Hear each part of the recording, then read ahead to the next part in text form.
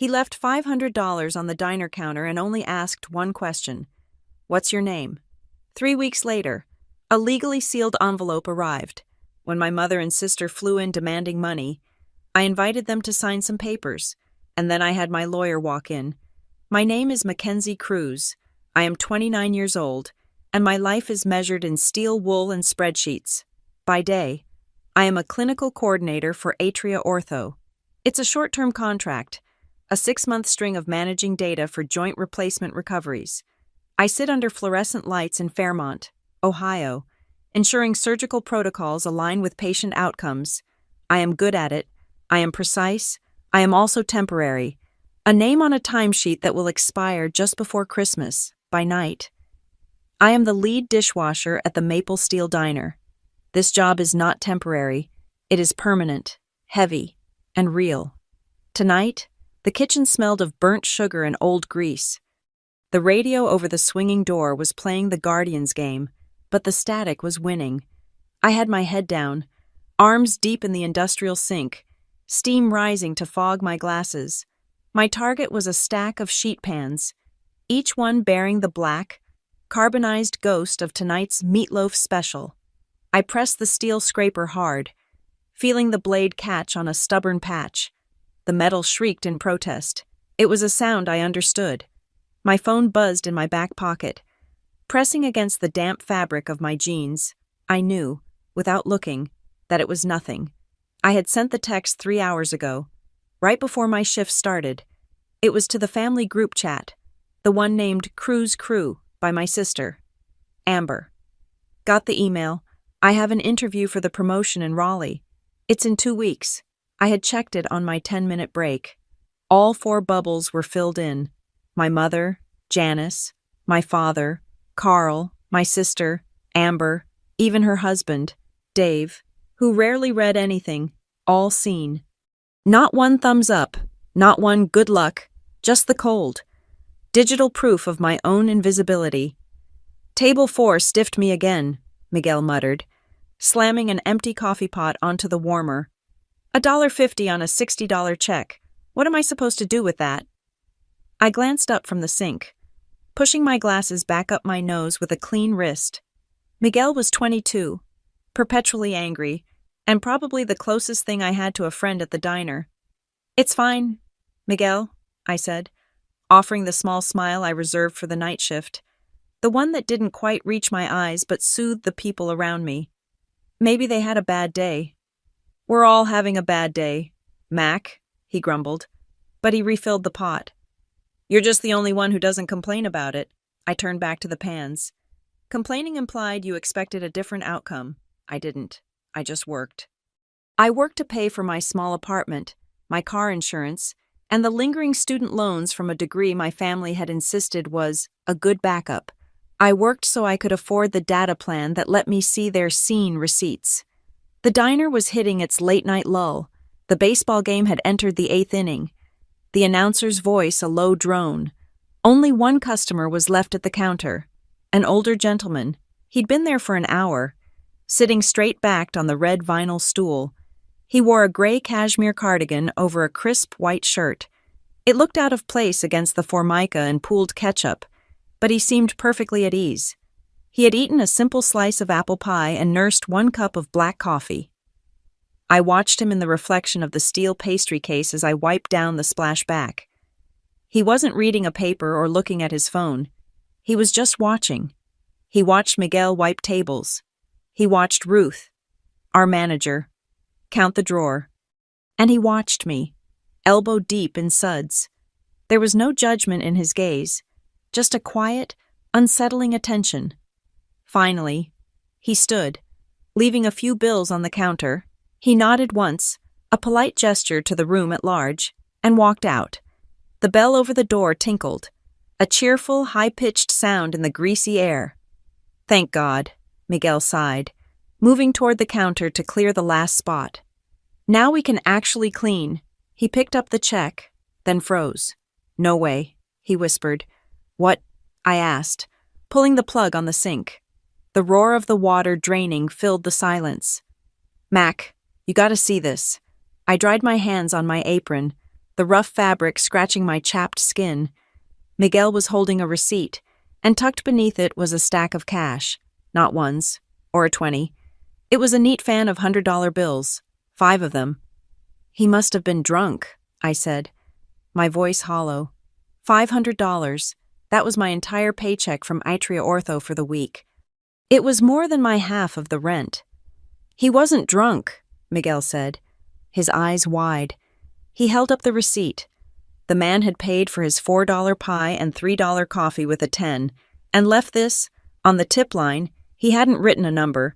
He'd scrawled a note in a steady, elegant hand. Kindness is a rare skill. What's your name? My breath caught. He left this for me. Who else? Miguel said. He was watching you all night. Go, go. He just left. I didn't think. I grabbed the money and the receipt, bolted from behind the dish pit, and pushed through the swinging door. The bell chimed violently. I burst onto the sidewalk, the cold Ohio air hitting my steam-dampened face. Sir, I yelled. Sir, you forgot? But he hadn't forgotten. He was already inside a car, a beautiful, impossible car. It was a vintage Packard, the color of old cream, gleaming under the weak streetlights. As I ran toward it, the engine turned over with a low, powerful hum, nothing like the sputtering engines of Fairmont. The car pulled smoothly away from the curb. Wait, I shouted, waving the bills. This is a mistake. The car didn't stop. It accelerated cleanly, and as it passed under the next streetlight, I saw the license plate. It was a personalized plate, blue on white, ALDN, then a hyphen, then the number 1, ALDN 1. It turned the corner and was gone. I stood on the empty sidewalk, my chest heaving. The $500 felt hot in my hand, like a stolen thing. I walked back into the diner, the bell mocking me with its gentle tinkle. He's gone, I said, walking up to the counter. Ruth was there now, her arms crossed, her end-of-shift expression firmly in place. Gone where? She asked. The man, with the car, he left this. I laid the $500 on the counter, next to the half-full sugar shakers. It's a mistake. He must have meant to leave 5, or maybe 50. Ruth looked at the money, then at me. She didn't look surprised. She looked tired. And you ran out after him. I tried to give it back. She shook her head, a small, wry smile playing on her lips. Of course you did, Mackenzie, Miguel piped up. He was in a crazy old car. Ruth looked like a museum piece. That's him, Ruth said, nodding. She picked up the bills, counted them, and pushed them back toward me. The Packard. He comes in maybe twice a year. His name is Alden. He just gives away money, I asked, unable to process it. He tips like that often, Ruth said, her voice dropping. When he sees someone who deserves it. He tipped Miguel $300 last year when Miguel's mom was sick, and he paid for Tasha's tuition for a semester. He doesn't make mistakes. Mackenzie. He pays for what he sees. She tapped the receipt with the note. He asked for your name. I don't understand, I said.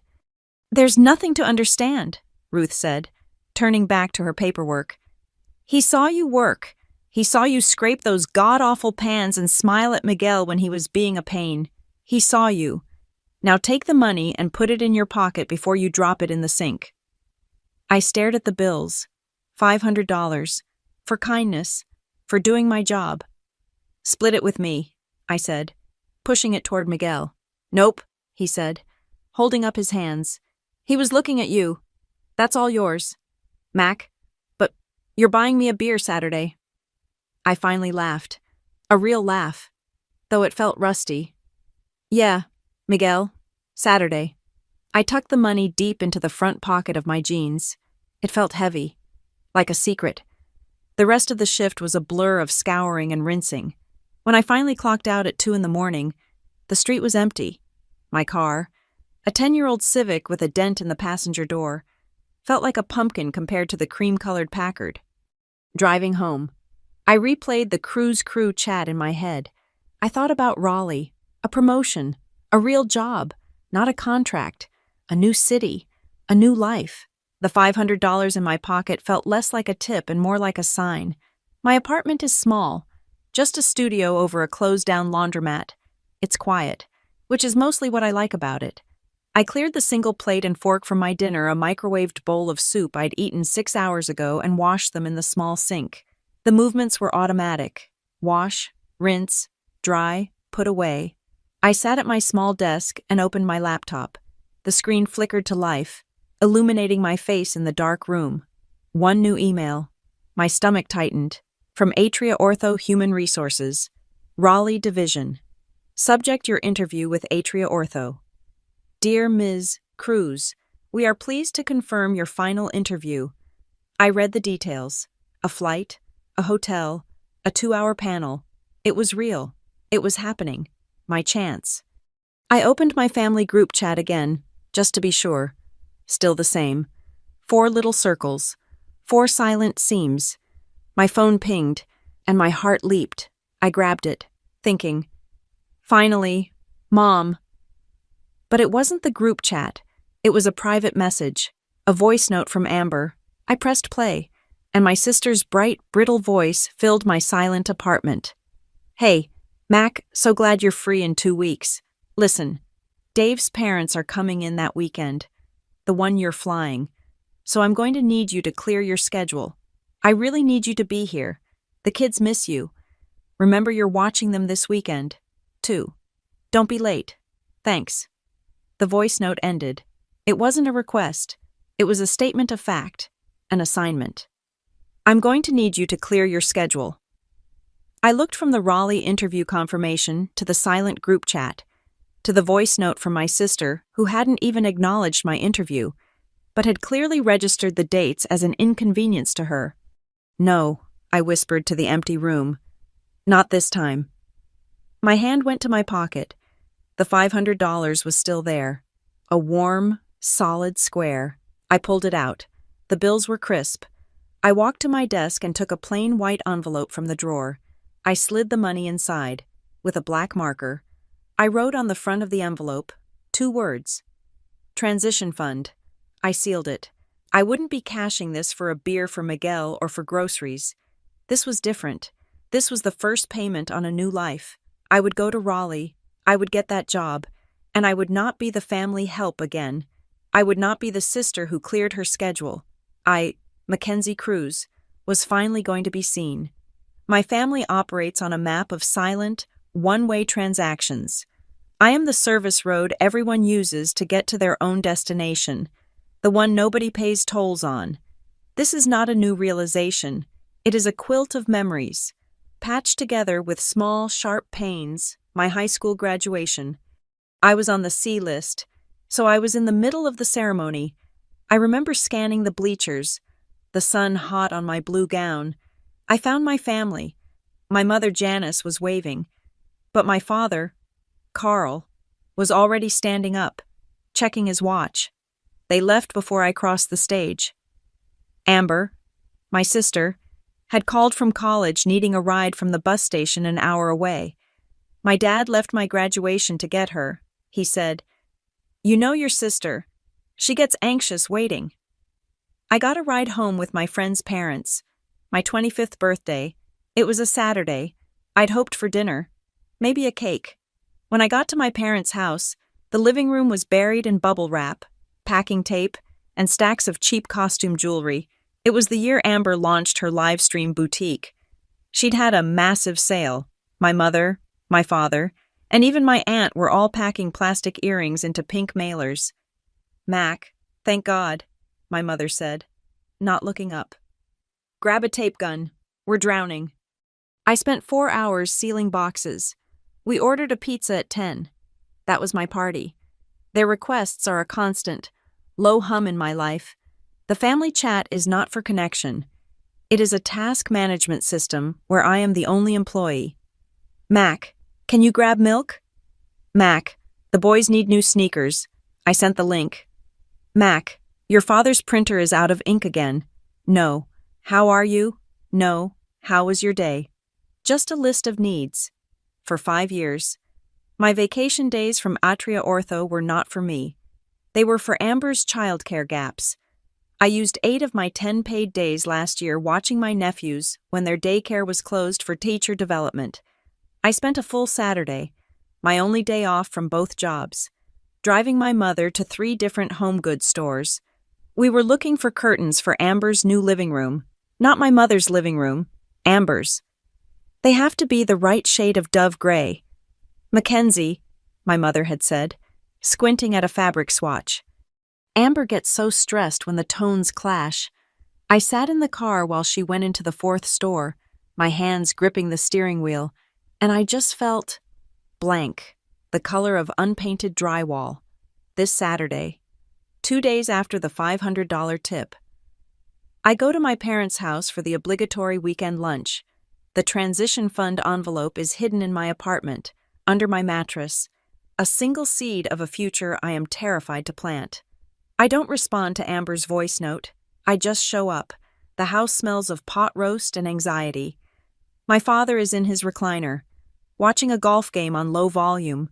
My mother is in the kitchen, wiping a counter that is already clean. There she is, my father says, not taking his eyes from the screen. Running late, Mac? My shift ended at 2. Dad, I've been asleep for 5 hours. Tough schedule. He nods, still watching the putt. My mother comes out, wiping her hands on her apron. Amber isn't coming. The boys have a cold. She's exhausted. You should text her. I will. I lie. Mom, Dad, I have news. I told you I had an interview. Oh, right, my mother says, her focus already drifting back to the kitchen. The Raleigh thing. I got the flight details, I say, my voice louder than I intend. It's a final panel interview for the senior specialist position. They're flying me out. My father grunts. Raleigh, that's a long way. Bad traffic. My mother stops, turns back to me, and for one stupid second, my heart lifts. I think she is finally going to see me. I think she's going to say, "That's wonderful," or "We're proud of you." She looks at me, a calculated expression on her face. Well, she says, that's fine, but I'm counting on you for the church bake sale next weekend. Just remember to bake the cherry pie, your father's favorite. And there it is, the promotion, the flight, the new life. It's just a thing, an obstacle to be navigated around her need for a pie. I'm not baking the pie. Mom, I say. The words are quiet, but they hang in the air like smoke. What? She frowns, as if I've spoken in a different language. I can't. I'll be packing, or preparing. Don't be silly, Mackenzie. It's just a pie. You can do it after your shift. She turns and goes back to the kitchen. I stand in the living room. The golf announcer murmurs about a sand trap. I am invisible. My role in this family is not daughter or sister. My role is the filler. I am the person who fills the empty spaces. I fill the childcare gaps. I fill the errand lists. I fill the silence with my compliance. If I were gone, the only thing they would notice is the hole I left, the tasks undone. My father must have sensed the tension. He finally looks at me, his expression disappointed. Mackenzie, your mother needs that pie. Family is for helping each other. You know that. Is it? I ask. The question is bitter, and it surprises me. Who helped me pack for college? Who helped me move into my apartment? That's different, Carl says, turning back to the TV, his tone dismissive. Amber needed the car that day. We helped her. That's what you do. You help. You help, the family motto. But the translation is wrong. It does not mean we all help each other. It means Mackenzie helps all of us. I leave without eating. My mother calls after me. Don't forget the pie, honey. But her voice sounds distant, like it's coming from across an ocean. I drive back to my studio. I don't turn on the lights. I sit on my small, second-hand sofa and just breathe. The silence of my apartment, which sometimes feels like loneliness, now feels like a sanctuary. It is the only place I am not required. I pull out a piece of paper, a cheap notebook from the diner. I find a pen, My hand is shaking, not from exhaustion, but from a cold, quiet rage. I write a letter to myself.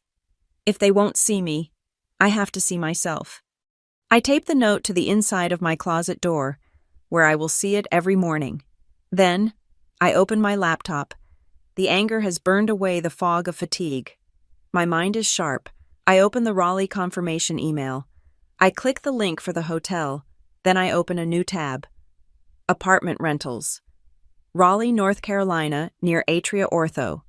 I spend the next 3 hours scrolling through listings. I bookmark studio apartments in areas called North Hills and Glenwood South. I look at floor plans. I compare utilities. I am not just going for an interview. I am planning an escape. I open my desk drawer. Tucked in the back, beneath old bank statements, is a large manila folder. I pull it out. It is my other life, the one my family has never asked about. I lay the contents on my bed. My clinical coordinator certificate, a top performer commendation from Atria Ortho from last quarter, 3 internal emails from surgeons, printed out, praising my efficiency. Ms. Cruz's protocol charts are the clearest I've ever used. Mackenzie caught a critical scheduling error that would have cost us a full day. She anticipates needs before they become problems. These are my assets.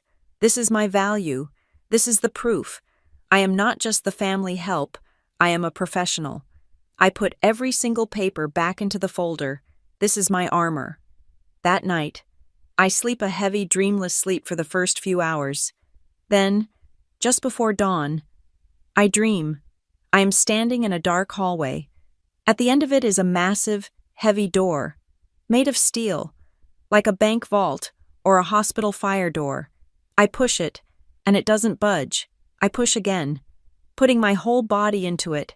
It's not locked. It's just impossibly heavy. Slowly, with a groaning, metallic shriek, it begins to move. A crack of light appears. Not sunlight. It is the clean, bright, sterile white light of a hospital operating room. It's the light of my future. I'm not afraid of it. I'm pushing toward it. I wake up to my phone pinging. It's the Cruz crew chat. My eyes are blurry. I rub them and focus on the screen.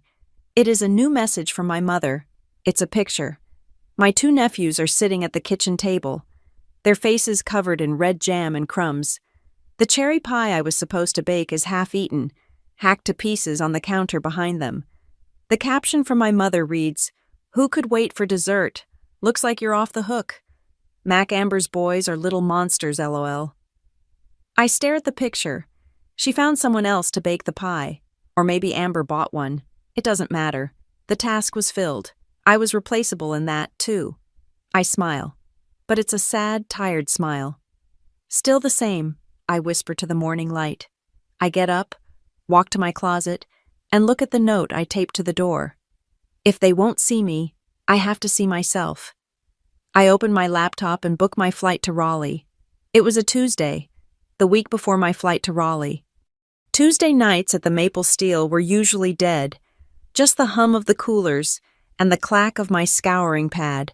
But tonight, a storm front was moving in, and it seemed to have pushed all the town's frustration through our doors.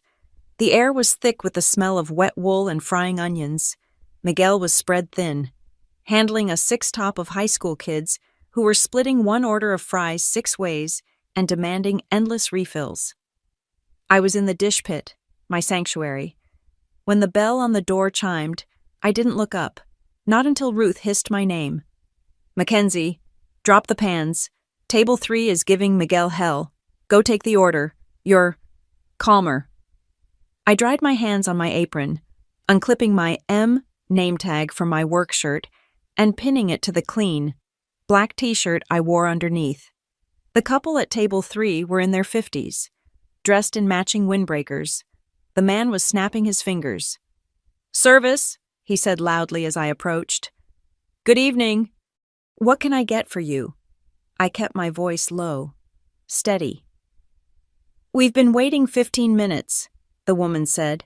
"That boy," she gestured at Miguel, "is ignoring us. I apologize for the wait. It's a busy night." "The coffee is burnt," the man snapped. pushing his mug toward me. And this menu is sticky. Don't you people clean? I felt the familiar heat rise in my chest, the urge to apologize, to shrink, to make myself smaller. But I thought of the note taped to my closet door. See yourself. I will get you a fresh pot of coffee and a new menu, I said. I didn't apologize again. I met his gaze. What did you want to order? He looked slightly taken aback. I want the meatloaf, but I don't want the gravy. I want it on the side. And the mashed potatoes better be hot. Not lukewarm, hot. Meatloaf, gravy on the side, hot mashed potatoes. And for you, ma'am, the salad. But no onions. I'm allergic. If I see one onion, I'm sending it back. Cobb salad, no onion. Understood. I turned and walked away. I didn't rush. I didn't placate. I just executed. I got the coffee. I put the order in, standing by the line cook to ensure the potatoes were steaming and the salad was clean. When I delivered the food, the man grunted. The woman picked through her lettuce with her fork, searching, finding no onions. She began to eat, her silence a reluctant acceptance. I was clearing the plates from the now departed high schoolers when the bell chimed again, and he walked in. It was him, the man from the other night. The cream-colored Packard must have been parked outside. He wore the same gray cardigan, or one very much like it. He looked different from everyone else in the diner, not just because of his clothes, but because of his stillness. He absorbed the chaos without becoming part of it. He didn't look at the seat yourself sign. He walked directly to the counter and sat at the same stool as before. He sat, waiting patiently, as if he had all the time in the world. After I cashed out the difficult couple, they left a 5% tip, which I split with Miguel. The diner emptied. The storm had finally broken. It was just me, Miguel wiping the counters, and the old man. I walked over with the coffee pot. Coffee. He looked up. His eyes were a very clear, pale blue. Black. Thank you. He paused, his gaze analytical. And a slice of the apple pie, if it's fresh. It is, I said. Ruth made it this afternoon. I poured his coffee and cut a slice of pie. When I set it down, he didn't pick up the fork. He looked straight at my name tag, which just showed the single letter, M. Cruz, correct? He asked. His voice was quiet, but it cut through the diner's hum. I froze. My hand was still on the coffee pot. Yes. How did you know? I've been in the trust business for 50 years, he said, as if that explained everything. You learn to do your research. He reached into the breast pocket of his cardigan and pulled out a small, stiff card. It was incredibly thick, cream-colored, like his car. Alden Royce. I'm 78. I took the card. It was blank, except for his name. Alden Royce, and a 10-digit phone number, embossed, not printed, no company, no logo, no email address. The couple at table 3, he said, gesturing with his chin. They were difficult. I glanced at the empty table, now wiped clean. It's part of the job. No, he said, taking a small bite of the pie. It isn't. Enduring rudeness is, but what you did was different. You set a boundary without humiliating them. You enforced a standard. You were clear, you were firm, and you were not emotional. That isn't service, Ms. Cruz. That's leadership. I stared at him. I had been called helpful my whole life. Reliable, quiet, nice. No one had ever used the word leadership. It felt foreign, like a coat that was too big for me. I just didn't want them to yell at Miguel, I said, the truth slipping out. And there it is, Alden smiled, a small, dry movement of his lips. He took another bite of pie. You protected your team. He set the fork down and leaned forward, his expression suddenly serious. The diner sounds faded. Tell me, does the name Silas Barrett mean anything to you? The coffee pot in my hand tilted. A small splash of hot liquid hit my hand. I hissed, not from the burn, but from the name. Silas Barrett. It was a ghost name, a name spoken only in whispers, and only in anger, usually by my mother. He was my maternal grandfather, my mother Janice's father. He had died when I was 5, or 6, I wasn't sure. He was a non-person, a blank spot in the family tree.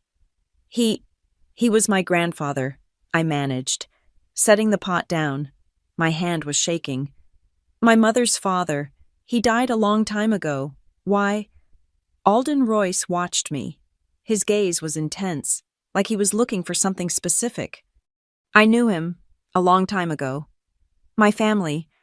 We don't talk about him, I said. The words felt like a betrayal, but they were true. My mother always said he was difficult. He was a man of high standards, Alden said. The words precise. He hated waste. He hated entitlement. And he hated seeing potential squandered. He pushed his pie plate away, the last bite uneaten. He looked at the business card in my hand. My flight is in 1 week, I said, not knowing why I was telling him. To Raleigh, for an interview, a new job. I know, he said. My blood went cold. How do you know that? I told you, Ms. Cruz, I'm in the trust business. He stood up, pulling a wallet from his slacks. But trusts aren't just about money. They're about placing faith in the right people. He placed 2 bills on the counter. One was a 10, for the pie and coffee. The other was a crisp $100 bill. This, he said, tapping the 100, is for the young man. For remembering to refill my coffee the last time, even when I didn't ask. He looked at me. If the day comes that you need advice, real advice, not the kind you get from people who need something from you, call that number. I'll answer. He nodded. Once, and just like before, he walked out. The bell tinkled. I stood there, my mind spinning. Silas Barrett, leadership, I know. Dude, Miguel said, walking over and snatching the $100 bill. $100, this guy. Is he your...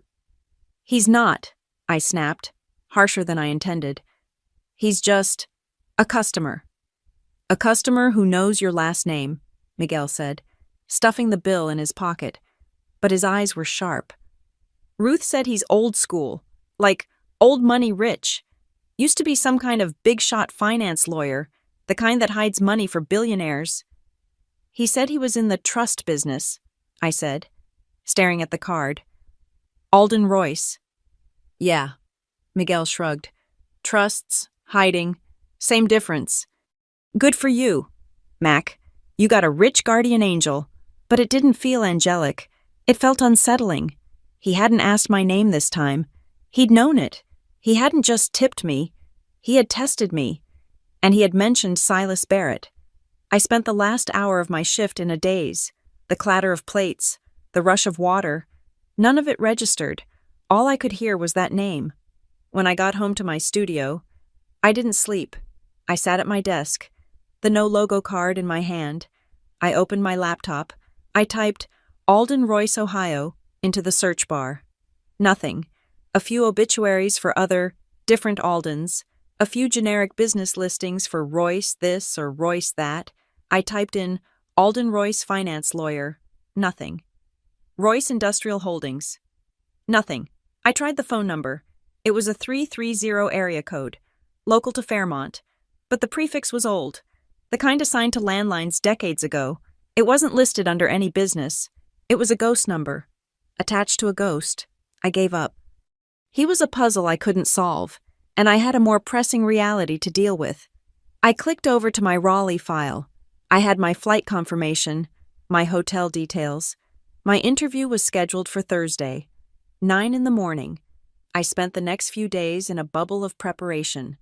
At Atria Ortho, I finalized my project handoff notes for my contract replacement. At the diner, I scrubbed every surface until it gleamed. Working on autopilot, at home, I printed my resume on good, thick paper. I dry cleaned my one good suit. I rehearsed answers to questions about clinical deployment and patient retention. I was building my new life, brick by brick. And then, on Sunday night, exactly 3 days before my flight, my family tried to tear it down. My phone buzzed on my nightstand. It was the cruise crew group chat. My stomach tightened. I had muted it, but the notification badge still showed up. It was a message from Amber. Mac, just a reminder. I need you here at 8 a.m. on Thursday. Dave has a client meeting and I have a huge live stream launch. The kids are a handful. Bring snacks. Thursday at 9 a.m. The day of my flight, the day of my interview. I stared at the message. Just a reminder, as if it had been discussed, as if it were a settled fact. She hadn't asked. She had assigned. The old Mackenzie would have panicked. She would have called Amber, apologizing, trying to reschedule her entire life to fit the childcare gap. She would have looked for flights on Friday. She would have felt the crushing guilt. But I just didn't. I thought of the $500 in the transition fund. I thought of the man snapping his fingers at me, and my calm, clear refusal to break. I thought of Alden Royce, his pale blue eyes, and the word he used, leadership. I opened the chat. My mother had already replied, "Have fun. Amber Mack will be there." My fingers moved over the keyboard. I didn't write a long explanation. I didn't apologize. I didn't offer an alternative. I typed 5 letters. Can't. I hit send. Almost immediately. The 3 dots appeared. Amber was typing. Then they vanished. My mother was typing. Then they vanished. My phone started to ring. Amber's face flashing on the screen. I looked at it. I watched it ring. The sound vibrating against the wood of my desk. I thought about the years of packing her boxes, watching her kids, driving her errands. I thought about my graduation, my birthday. I declined the call. It rang again, immediately. My mother this time. I declined it. Then the text started. A flurry of pings. Amber. What do you mean? Can't, Mom. Mackenzie, call me. This isn't funny. Amber. I'm counting on you. This is my job. Mac. Mom. Answer your phone. You're upsetting your sister. I took a deep breath. I opened my phone settings. I navigated to the cruise crew group chat. I found the button. Mute notifications for always. I did the same for Amber's individual contact. And my mother's. I turned my phone face down on the desk. I picked up my printed checklist for Raleigh. Suit, resume, presentation notes. I checked them off, one by one. The silence in my apartment was clean, sharp, and absolute. It was the sound of a boundary being set. The flight attendant's voice was a cheerful murmur over the intercom. Welcome to Raleigh-Durham. I stepped out of the jet bridge and into the terminal, and the air felt different. It was warmer, heavier with humidity, smelling of pine and jet fuel. My phone, which I had switched from airplane mode, remained dark and silent in my hand. No explosions from the cruise crew chat, no frantic, guilt-ridden voicemails from my mother, no demands from Amber. I had left 3 days ago, and my silence had apparently been met with silence. It was a terrifying, hollow feeling. And then, as I stepped into the rental car, it became the purest relief I had ever known. I had canceled the hotel Atria Ortho had booked. I didn't want to be a guest. I needed to be a resident.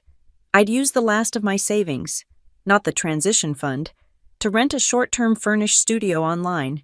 It was a gamble, paying a deposit on a place I'd never seen. But the ad said, near Lake Fallon. The apartment was small, on the 3rd floor of a brick complex. The furniture was blonde wood and beige fabric, impersonal and clean. But the sliding glass door opened onto a tiny balcony that overlooked a stand of towering longleaf pines. It didn't face a parking lot.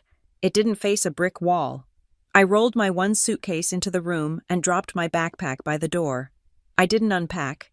I just stood in the center of the beige carpet, listening to the cicadas and the distant sound of traffic. I had put my backpack down. For the first time, I felt the weight lift from my shoulders. My interview was in 36 hours. I spent the first morning jogging, not on a treadmill, but on a damp, red dirt trail that wound around the fictional Lake Fallon. It was just a large pond, but it was green, and it was mine. That evening, I didn't go to a diner. I sat at the small, wobbly desk. my laptop open, my presentation glowing. I rehearsed it until the sun went down, the clinical data and deployment strategies feeling more real, more me, than any pod I'd ever scrubbed. Atria Ortho Raleigh was a tower of blue glass and steel. It was not the low-slung brick office in Fairmont. This was the heart. I walked in, my one good suit feeling inadequate, and clutched my portfolio. The panel was 3 people, but I knew instantly there was only one person I had to convince. Dr. Leah Morton, the department head. She wore surgical scrubs under a white coat. Her hair pulled back, and her eyes missed nothing. "Ms. Cruz," she started, not bothering with pleasantries. "Your file says you're an excellent coordinator." "This isn't a coordinator job. This is senior specialist. We're launching the new kinetic knee recovery device across 6 satellite clinics in 3 months. Your predecessor failed. Why won't you—" The old Mackenzie would have shrunk. The old Mackenzie would have apologized. I stood up. I walked to the whiteboard.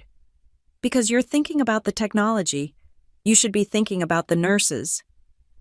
I drew 6 small circles on the board. "You're asking the team at the Garner Clinic, which is understaffed by 2, to adopt a new 30-minute setup protocol. They won't do it."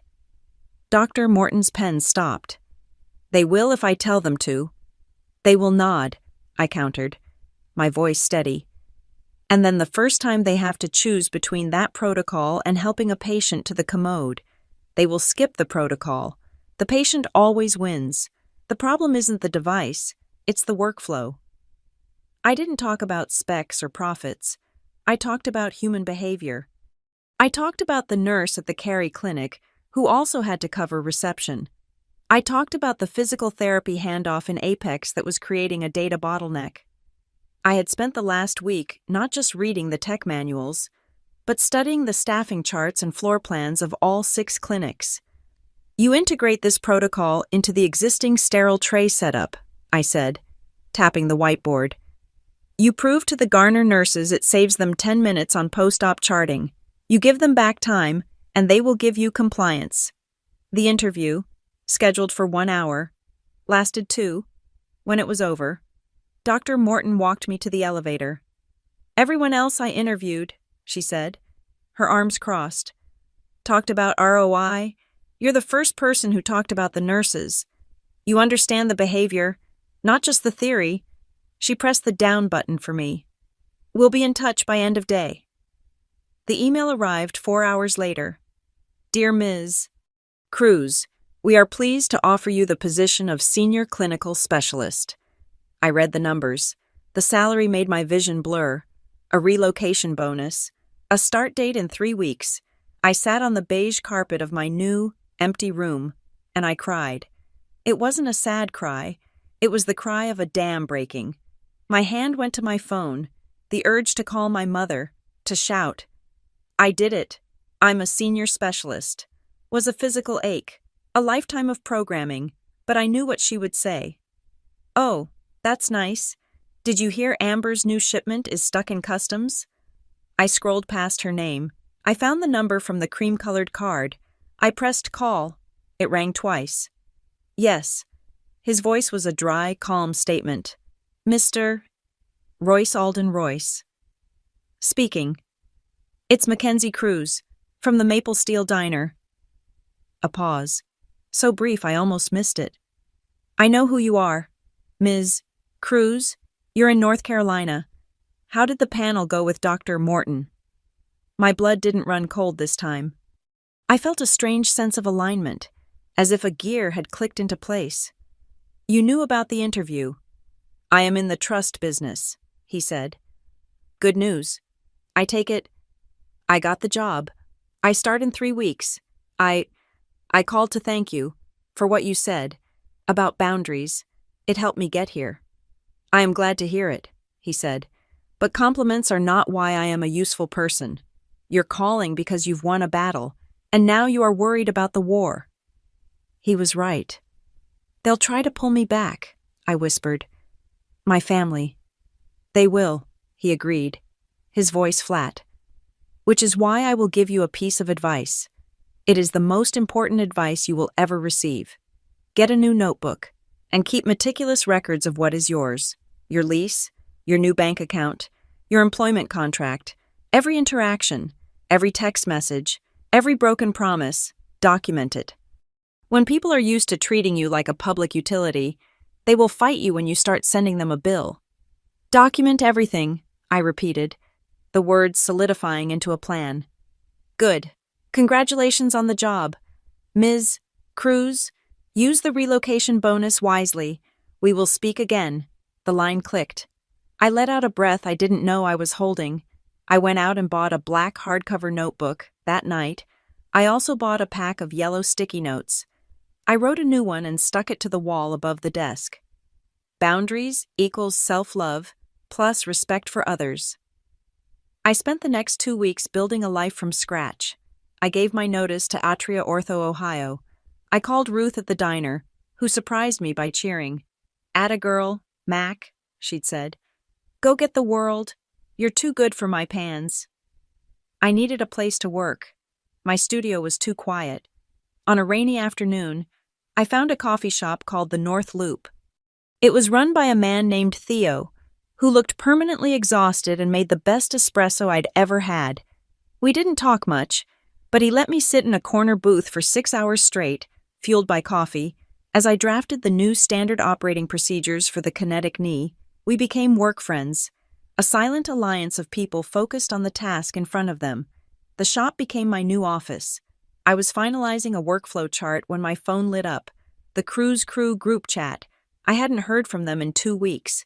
My stomach twisted. It was a message from my mother. "Family barbecue this weekend. Amber's kids are excited. Mac, we need you here early to help your dad set up the patio tables." Not, "Are you okay?" Not, "We haven't heard from you." Not, "How was the interview you risked our relationship for?" "We need you here early to help set up the tables." My hands were shaking. I looked at the text. I saw Theo behind the counter, grinding beans. I saw my laptop, open to my new career. I did not reply. 30 seconds later, my phone rang. My mother. I took a deep breath. I pressed accept. "Hello, Mom." "Mackenzie, thank God. You weren't answering. Did you see the text? We need you Saturday." Her voice was brittle, falsely cheerful. "I can't. Mom." "Don't start that. Mackenzie, I am not in the mood. Your sister is stressed, and we're having a family day." "I can't," I said again, my voice stronger. "I'm in Raleigh." "What?" "For the interview." "That was weeks ago. Stop being dramatic and come home."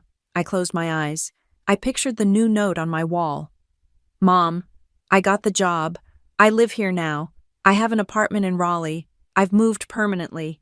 The silence on the line was heavy and absolute. I heard a sharp intake of breath. I waited for congratulations. I waited for, "We're proud of you." The silence broke, and my mother's voice, now drained of all false cheer, began to complain.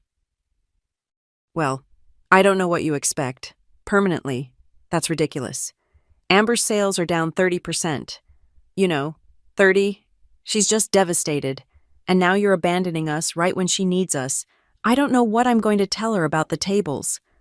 I listened. She hadn't heard me, or she had. And it didn't matter. My new life, my career, my entire existence was just an obstacle to her plan for a Saturday barbecue. I was not a person. I was the help who had gone on strike. "It's just so selfish. Mackenzie, after all I have to go, Mom," I said, cutting her off. "I'm not finished," she snapped.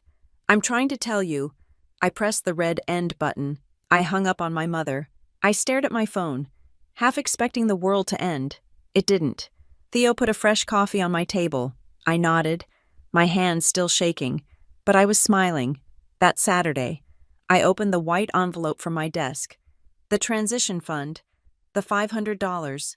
I walked downtown. I went into a store where the clothes weren't on racks, but displayed like art. I bought a charcoal gray suit. It was perfectly cut. It fit like armor. I paid for it with the 5 crisp $100 bills.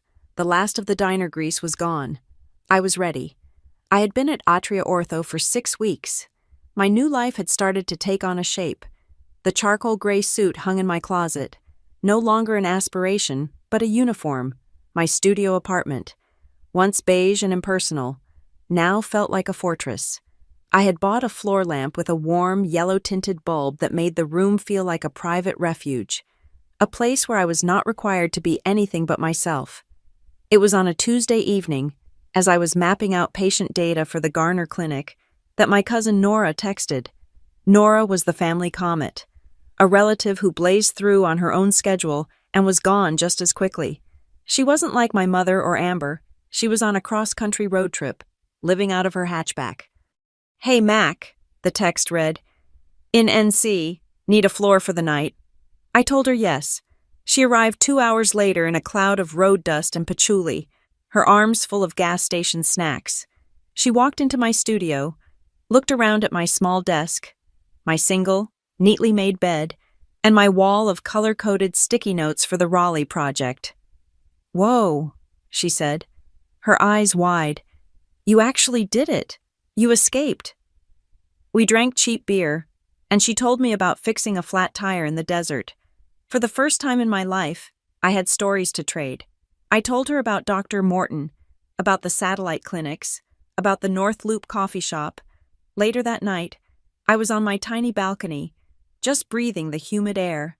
Nora was inside, scrolling through her phone. She snapped a picture. I didn't think anything of it.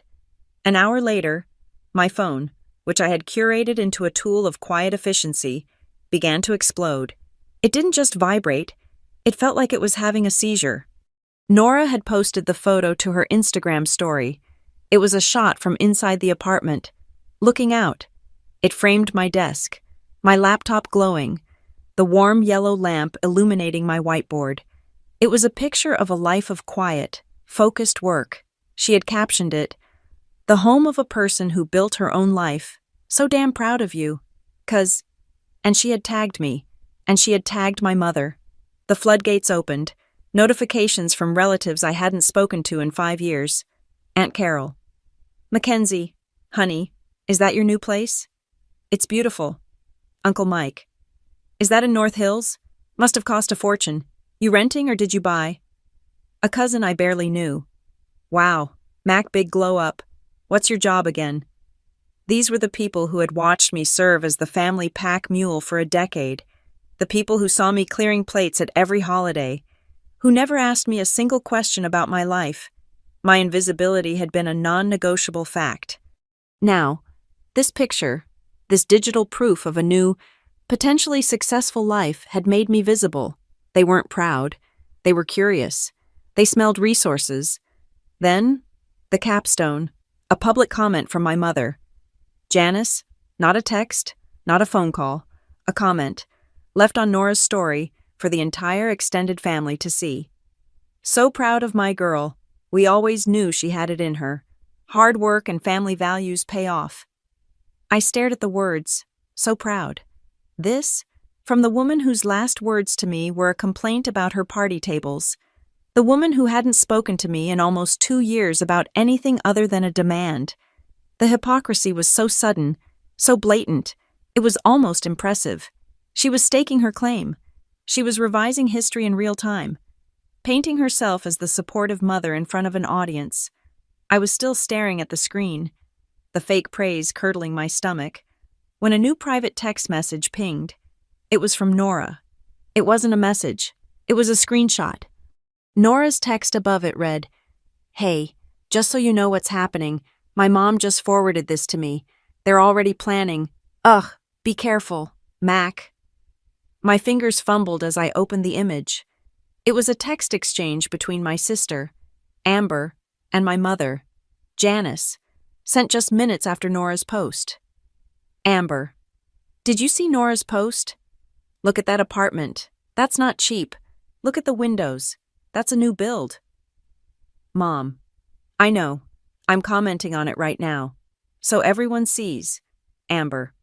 "Don't just comment. Mom. Call her. Look at her desk. She's working. Ask her what the relocation bonus was, and ask if she got stock options. Atria Ortho is a big company. I need to know if she has stocks. I read the text 3 times. I need to know if she has stocks. The old familiar script. My life was not my life. It was a set of assets. My apartment was not a home. It was a line item. My new job was not an achievement. It was a potential source of income for her. The cold, transactional nature of it froze the anger in my veins. This was my family. Interest equaled inventory. They were calculating my worth. Nora left the next morning with a hard hug. Don't let them pull you back into the swamp, Mac. Seriously, they sound like vultures. The swamp. That was exactly what it felt like. I spent the day at work. My focus shattered. Dr. Morton noticed. Asking me if the deployment data was too challenging, I assured her it was fine, but my mind was elsewhere. It was on that screenshot. That night, my apartment didn't feel like a fortress. It felt like a target. At 9 o'clock, my phone rang. Not a text, a call. The number was blocked. But I recognized the prefix, the old landline. I answered. Mackenzie Cruz. Ms. Cruz? Alden Royce's voice was dry, immediate, no small talk. Are you free tomorrow afternoon? Say, 3 o'clock. My heart hammered against my ribs. Yes, I can be. Is it about Atria Ortho? No. It is about your grandfather. Be at this address. Farlow Pike, Public Notary, 1225 Elm Street. Be prompt. A notary's office, Mr. Royce. What is this? This, Ms. Cruz, is a contingency. I believe the time has come for you to see it. The line clicked. The next day, I left work early. Farlow Pike was not a shining corporate office. It was a small, quiet, street-level office in a brick building, smelling of old paper and furniture polish. A receptionist pointed me to a back conference room. Alden Royce was already there, sitting at a long, dark wood table. He wore a simple, dark blue blazer. He was not alone. A man in a suit sat at the head of the table, a briefcase open in front of him. This man was the notary. Ms. Cruz, thank you for coming, Alden said, gesturing to the chair opposite him. What is this? I asked, my voice tight. You've been watching me the interview, my apartment. I am the executor of an estate that has an interest in you, Alden said calmly. Watching is my job. He slid a large, cardboard-backed envelope across the table. It was 9 by 12 inches, stiff and heavy. It was sealed not just with a clasp, but with a large, embossed, red wax seal. It looked ancient. I am giving this to you now, because I suspect you will need it soon, he said. I looked at the seal. What is it? It is a set of instructions and a key. You are not to open it, not yet. When, then, you will open it when you are ready to set the final boundary. Alden said. His pale eyes were fixed on me. You will open it when they force your hand, and they will force your hand. He leaned forward. I told you I knew Silas Barrett. He was a brilliant man. He was also ruthless, mostly with people who expected something for nothing. He set up this trust, and many others, with very specific conditions. Alden paused, choosing his words. He told me something. Over 20 years ago, when we were drafting the documents, he said, Alden, I'm not leaving my legacy to the sweetest of my grandchildren. I'm leaving it to the one who can hold it.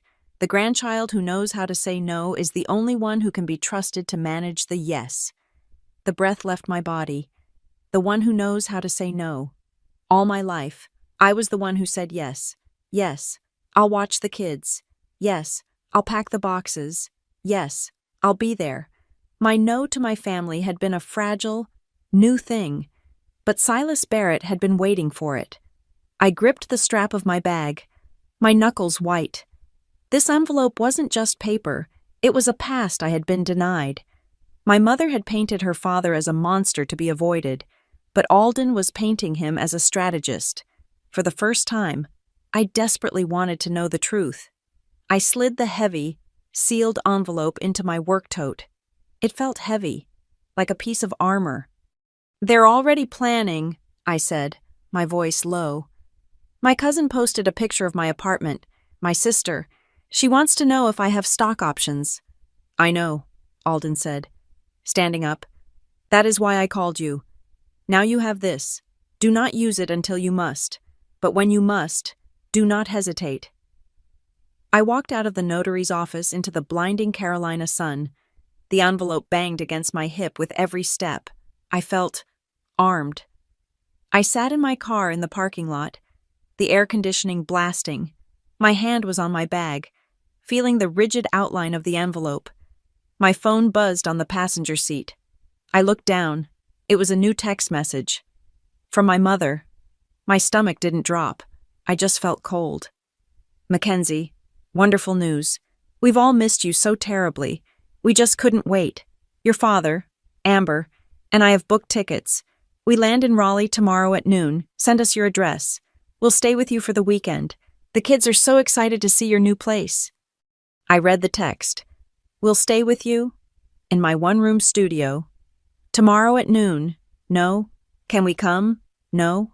Are you free?" Just an announcement of an invasion. They weren't coming to visit. They were coming to audit. They were coming, with empty hands and open mouths, to the resource they had just identified. They were coming to see if I had stocks. They were forcing my hand. I looked at the text message. Then I looked at the bag on my passenger seat. I touched the stiff corner of the sealed envelope. A slow, hard smile spread across my face. It wasn't a smile of humor. It was a smile of pure, crystalline certainty. "Right on time," I said to the empty car. I did not send my address. I didn't have to. At 11:50 a.m. the next day, my apartment buzzer shrieked, a long, demanding, impatient sound that echoed through my small studio. I buzzed them in. I stood in the middle of the room, my hands clasped behind my back, and waited. The sealed envelope from Farlow Pike was in my work tote, which sat on my desk like a silent observer. I heard them on the stairs, a stampede of noise, loud, complaining voices, the heavy thud of my father's feet, the sharp, clacking heels of my mother and sister, and the whining of my nephews. The door flew open, and they appeared. It was not a visit. It was an occupation. Mackenzie, my mother, Janice, trilled, her voice 2 octaves too high. She rushed in, pushing a bakery box at me. "We found it. Your favorite? Chocolate?" She kissed the air near my cheek, her perfume overwhelming. I took the box. "My favorite is strawberry. It has always been strawberry." "Hi, Mom." Amber pushed past her, her eyes scanning every corner of the room. Her lips pursed in a thin, judgmental line. She was calculating. The 2 boys, 5 and 7, shot past her legs like feral animals, immediately spotting my small, glass-topped coffee table. "Where's the TV?" the older one demanded. "Carl, look at this.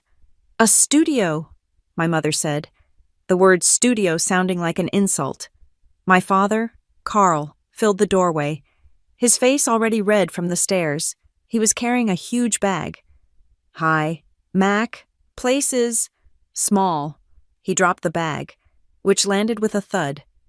"There's the TV," Amber said, pointing at my laptop on the desk.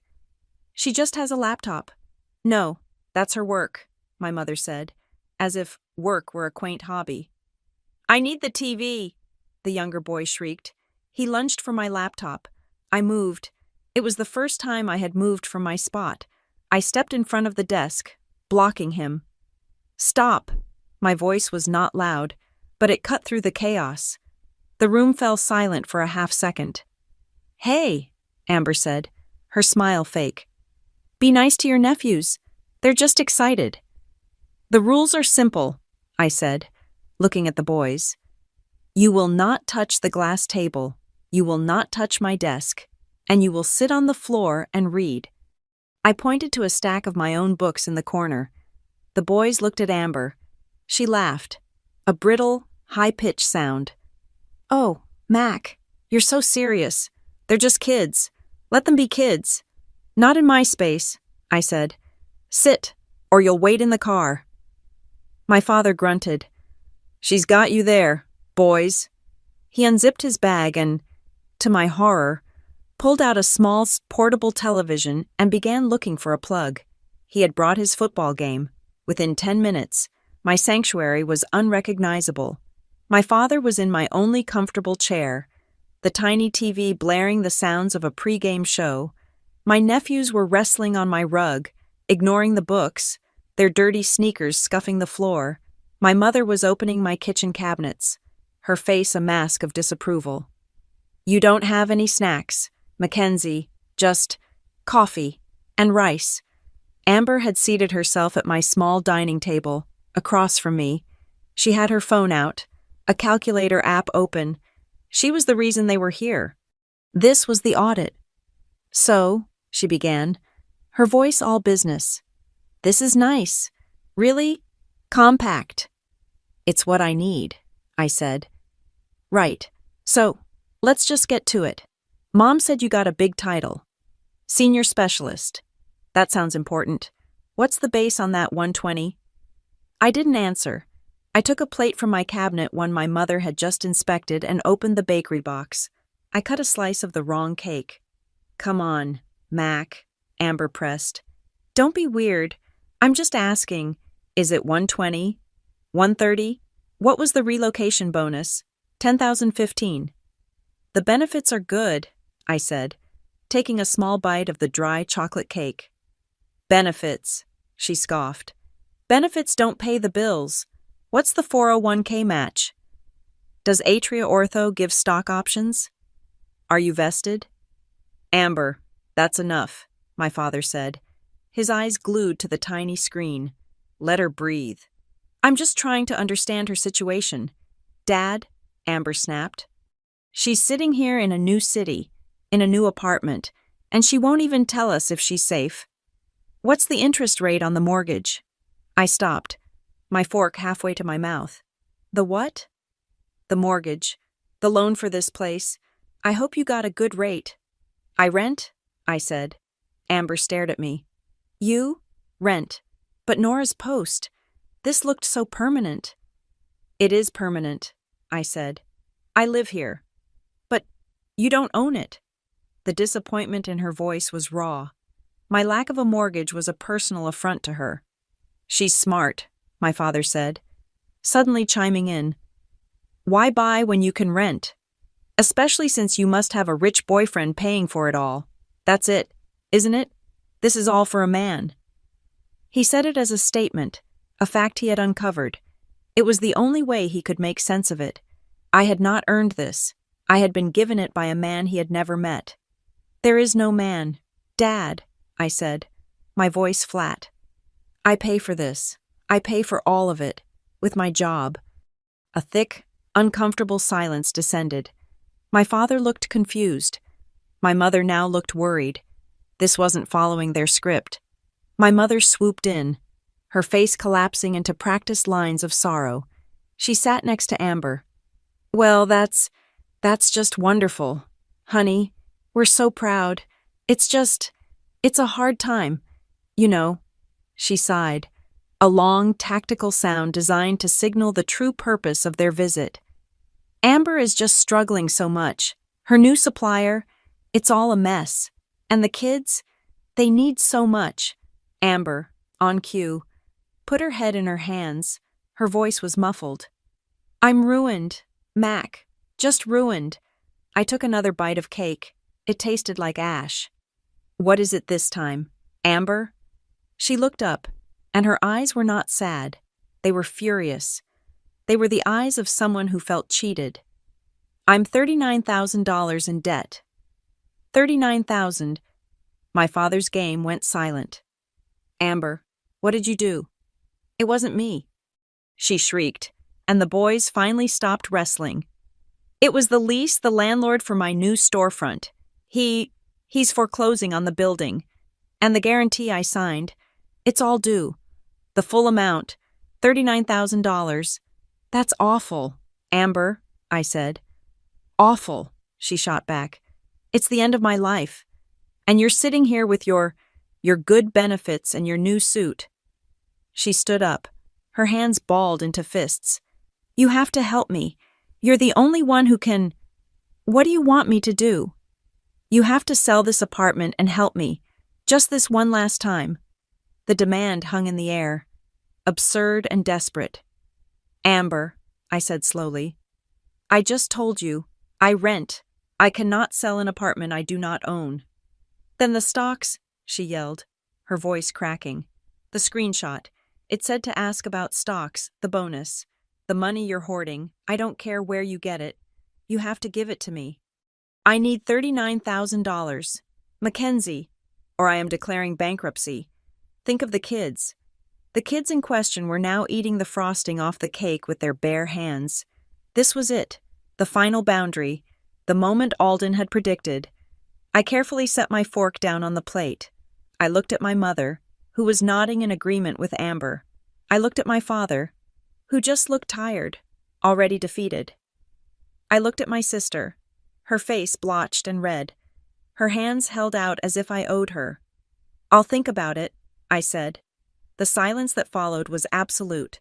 It was louder than the football game, louder than the kids shrieking. It was the sound of a system breaking. I had never said, I'll think about it. I had only ever said yes or, I'm so sorry, yes. Amber's mouth opened, then closed. What? She whispered. What is there to think about? I'm your sister. And it's a lot of money, I said, my voice calm, reasonable. A decision like that requires thought. I don't have time for you to think. Family has to help family, my mother chimed in, finding her voice. Your father and I taught you that. You did, I said. Standing up, I walked to my desk and picked up my bag, the one with the envelope inside. I turned to face them, the full weight of my family's expectations pressing down on me in my tiny, hot apartment. Family helps family, I said. Or is it Mackenzie helps family? Don't you dare, my mother hissed. No, I said. You're right. A decision this big, involving this much money, and this much family, it has to be done correctly. We can't just think about it. We have to be official. Amber's eyes lit up. She saw a flicker of hope. Official, yes. A bank transfer. Right now. Even better, I said. I want witnesses. I want it all documented, so there are no misunderstandings about who owes what and why. I looked at all of them. Tomorrow afternoon, 2:00, we are all going to an office downtown. A public notary, Farlow Pike. My father stood up. A notary. Mackenzie, what is this? This is a family matter. Exactly, I said, my hand tightening on the strap of my bag, the stiff edge of the sealed envelope pressing against my fingers. It's a $39,000 family matter, and it's time we made it all legally binding. The walk to Farlow Pike's office was a study in contrasts. I walked with the steady, quiet pace of someone arriving for a scheduled appointment. My family, trailing me, was a chaotic mess of energy. Amber was vibrating with greedy anticipation, whispering to my mother about interest rates and payment plans. My mother was twisting the strap of her purse, her eyes darting around, sensing a trap she couldn't yet identify. My father just looked miserable, dragged along to another one of Amber's dramas. We entered the quiet, wood-paneled office. The receptionist didn't even look up, just said, "Conference room, to the left." We filed in. It was the same long, dark table I had seen yesterday. At the far end sat Alden Royce, his hands steepled. He looked as impassive as a granite statue. At the head of the table sat Mr. Farlow, the notary, with a small digital recorder and a stack of fresh paper. But there was a new person, a woman, about my age, in a perfectly tailored charcoal gray suit that made mine look like a discount rack find. She had dark hair pulled into a severe, perfect bun, and her gaze was sharp and analytical. She was all business. My family stopped. This was not what they expected. "What is this?" Amber demanded, her voice too loud for the room. Who are all these people? I thought this was just a notary. Please, sit, Alden said. His voice was not a request. My family sat, clustered together on one side of the table. I sat opposite them, next to the strange woman. I placed my work tote on the table in front of me. Amber, Janice, Carl, Alden began. This is Ivy Tran. She represents the estate. Mr. Farlow is the notary of record, and you are all here at the request of Ms. Mackenzie Cruz. Amber visibly brightened. She saw the suits, the table, and thought it was for her. Okay, good, she said, pulling her chair in. So, the $39,000, Mackenzie is going to give it to me. We'd prefer a cashier's check, but a wire transfer is fine. Ivy Tran looked at Alden. Alden looked at me. He nodded. Once, Ms. Cruz, the floor is yours. I took a deep breath. I reached into my tote and pulled out the heavy, cardboard-backed envelope. I placed it on the table between us. The red wax seal, embossed with a simple B, was unbroken. My mother stared at it. Mackenzie, what have you done? What did you sign? Her voice was thin, nervous. I haven't signed anything. Mom, I said. I'm just opening it. I broke the seal. The sound was a dry, tearing noise in the silent room. Amber leaned forward, her eyes fixed on the envelope, as if expecting cash to fall out. I pulled out the contents. It wasn't one document. It was a thick, bound portfolio. The cover a deep, legal blue. I read the embossed gold lettering on the front. A supplemental addendum to the last will and testament of Silas J. Barrett. My father gasped. My mother stopped breathing. What? Amber snapped. Who is that? What's going on? Silas Barrett, my mother whispered, her face pale. My father. She looked at Alden, her eyes wide with dawning, terrified recognition. You were his lawyer. I was, Alden said, and I am the executor of his trust. What trust? Amber demanded. Grandpa hated us. He cut us off, Mom always said. Your mother, Alden said, has been misinformed. He gestured to the document in my hands. I believe Ms. Tran can clarify. Ivy Tran spoke. Her voice was like cold steel. The North Mill Trust was established by Mr. Barrett 14 years ago. It is a conditional beneficiary trust, with its assets sealed until the primary beneficiary reached the age of 30. Amber's eyes widened. 30? I'm 33, is it me? No, Miss Devereaux, Ivy said, without a trace of pity. The trust was quite specific. She nodded to me. Ms. Cruz, if you would please turn to Clause 7 and read the highlighted portion. I found the tab. My fingers felt strange. Disconnected. I read the words into the silence. The sole primary beneficiary of the North Mill Trust, I read, is my granddaughter, Mackenzie Cruz. No, Amber screamed, standing up so fast her chair screeched on the floor. That's impossible. He met her twice. He always liked me better. This is a fake. You faked this. Please sit, Ms. Devereaux, Ivy said, or we will have you removed for trespassing. Amber sat, but her face was purple. My father was just staring at me, his mouth open. There's more, I said, my voice quiet. It's payable upon my 30th birthday, provided 2 conditions are met. I read the conditions. Condition 1. The beneficiary must demonstrate 12 consecutive months of financial independence, defined as stable housing and income, not subsidized by any immediate family member. Condition 2. I took a sharp breath. The beneficiary must provide documented proof of setting firm boundaries against chronic dependent abuse or financial lixiviation by her immediate family, should such a pattern exist.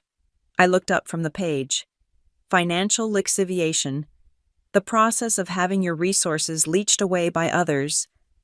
My mother was staring at the table, her hands clenched so tightly her knuckles were white. We are here today, Ivy Tran said, taking over.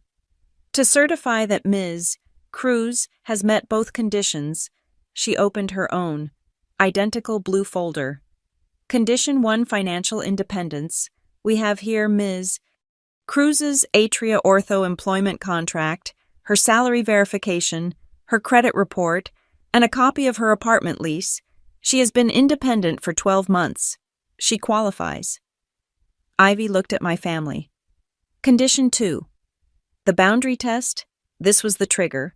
For the past 15 years, the estate has monitored the communications of the beneficiary, as stipulated by Mr. Barrett. You spied on us, my father whispered. We observed, Alden corrected. We gathered data, phone logs, the frequency of requests, the one-sided nature of the family relationship. We have records of vacation days used by Ms. Cruz for unpaid childcare. We have logs of bank transfers from Ms. Cruz to her mother and sister, with no reciprocation. Ivy slid a thin pile of paper across the table. And then, we have the final proof. Texts from the Cruz Crew group, including a demand for childcare that would have required Ms. Cruz to forfeit her career opportunity, followed by Ms. Cruz's response, can't. That single word, Mr. Farlow, triggered the final review. And yesterday, Ivy continued, her voice sharp, a direct, in-person demand for $39,000. The conditions have been unequivocally met. Amber was shaking her head, tears of rage in her eyes. He wouldn't, Grandpa. He never even sent me a birthday card. He never even... He did, Ivy said. Mr. Barrett attempted to contact Mackenzie for years. He believed in correspondence. She produced another file. These are USPS postal records, certified letters, sent from Mr. Barrett's office to Mackenzie Cruz, at her permanent address, one every year, on her birthday, from the time she was 16. I never got any letters, I whispered, looking at the log. No, you did not, Ivy said, but they were received. Mr. Farlow, if you would. The notary cleared his throat. He looked at a series of laminated cards. We have 3 certified mail signatures of receipt. All of them are clear. The signature is Janice C. Barrett. The air left the room. I turned my head, slowly, and looked at my mother. She was no longer pale. Her face was a dark, mottled red. She was caught, completely and utterly caught. Janice, my father said, his voice a hoarse croak. You were getting letters from him all these years. You told me he was a snake, my mother shrieked, finally erupting. He was trying to cut me out. He was trying to poison my daughters against me, just like he always did. Those letters. They were filled with lies. I was protecting my family. I was protecting Mackenzie. You were protecting your access, Alden said, his voice like ice. You knew the terms. You knew about the trust. You intercepted a decade of correspondence to keep your daughter isolated, compliant, and available. You kept her as your emergency fund. You kept her as your help. He turned his gaze to me. It was the first time I had ever seen anything resembling emotion in his eyes. It was a cold, hard respect. Silas gave me one last task, he said. He knew your mother. He knew your sister's nature. He put that boundary clause in as the final test, not just for you, but for them. He knew they would, one day, push you too far. He instructed me to watch. He said, the girl has my steel, Alden. Let's see if she can find it. He wanted to see if you would dare to say no. My hands were shaking. I wasn't looking at the papers anymore. I was looking at my mother's face, all the years, my graduation, my birthday, the endless errands, the pie. It wasn't just carelessness, it was curation. It was a concerted effort to keep me small, to keep me in the dish pit, to keep me from ever seeing a letter that might give me a way out. And the assets, Ivy Tran said, shuffling the final page. The North Mill Trust, now fully vested in Mackenzie Cruise, contains controlling shares in Royce Industrial Holdings, liquid cash assets, and the deed and development options on the old mill land. The total value is in the high seven-figure range. I felt nothing. The numbers were just noise. I was still stuck on the letters. The grandfather I was told was a monster had been trying to reach me. The mother I was told was my protector had been my warden. Ivy Tran stacked the papers neatly. She looked at me, her professional mask slipping for just a second, revealing a small, supportive smile. "Mackenzie," she said, "your claim is due. The trust is active. You have met every condition." The silence in the room was a physical weight. My mother's face was a mask of disbelief and fury. My father looked like he had been struck, his gaze fixed on me, then on my mother, then back to me, as if trying to recalibrate his entire world. Amber was the first to break. The shock on her face, the rage, all of it dissolved in an instant and was replaced by a new, horrifyingly bright expression calculation. She didn't see a long-lost grandfather or a decade of lies. She saw a solution. "7 figures," Amber whispered, her voice hoarse. She said 7 figures. She turned to me. Her eyes, just moments ago filled with rage, now wide and wet with a performer's tears, her entire demeanor shifted. She became the victim, the desperate sister. "Mackenzie," she said, her voice dropping to a conspiratorial, pleading tone. "Oh, Mac, you see, it's a miracle. It's a sign. You were meant to get this money. You were meant to save us." She stood up, but this time she didn't shriek. She walked around the table, her hands clasped as if in prayer. "The 39,000, she said, her voice breaking. "It's nothing to you now. It's a rounding error, right? You can just pay it, right? We can go to the bank, right now." She reached out to touch my arm. I moved my arm. I looked at her, not at my sister, but at the person who had demanded to know if I had stocks, the person who had seen my new life as an inventory. "No," I said. The word was quiet, but it was as final as a gavel. "What?" she breathed. "I am not paying the $39,000 debt you incurred by guaranteeing a lease," I said, my voice clear and steady. I was not speaking to my sister. I was speaking for the record. Mr. Farlow, the notary, was already typing, his fingers a quiet click-clack, creating a transcript of my new life. But you have to," she shrieked, the mask falling. "I'm your sister. You have millions. What is wrong with you?" "The children," she cried, pulling out the last, most powerful weapon in her arsenal. "My boys. What about my boys? Are you going to let them be homeless? Are you going to let them suffer because you're rich and selfish?" I looked at her. I thought of the boys, wild and undisciplined, eating cake with their hands in my apartment. I thought of the years I had been their unpaid nanny. "Children," I said, my voice still perfectly level, "need boundaries and responsible parents. They do not need an aunt who perpetually rescues them from their parents' bad decisions." "That's enough," Ivy Tran said, her voice cutting through Amber's building wail. "This is not a negotiation, Ms. Devereaux. This is a clarification." Ivy slid a single, crisp sheet of paper toward my family. "As of this moment, all prior financial relationships are void. My client, Ms. Cruz, will no longer be engaging in verbal loans or family emergency funding.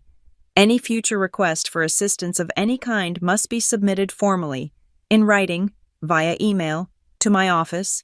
It will then be reviewed, and if deemed appropriate, a formal contract will be drafted for consideration." "A contract?" my father said, finding his voice. "We're her family." "Precisely." Alden Royce spoke for the first time since the reveal. "And your patterns of behavior are why this is necessary."